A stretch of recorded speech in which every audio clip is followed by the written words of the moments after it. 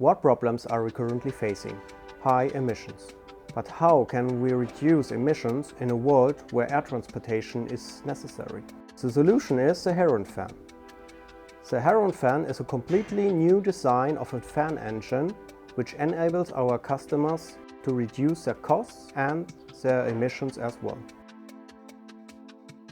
Conventional jet engines are large and expensive systems. They consist of many spread out components like the turbine, the core compressor and the fan. Our simple jet engine is much lighter, reducing costs and emissions.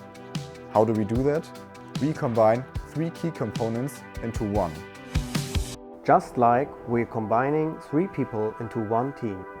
Finn and Mehmet, the engineers, and me, the economist.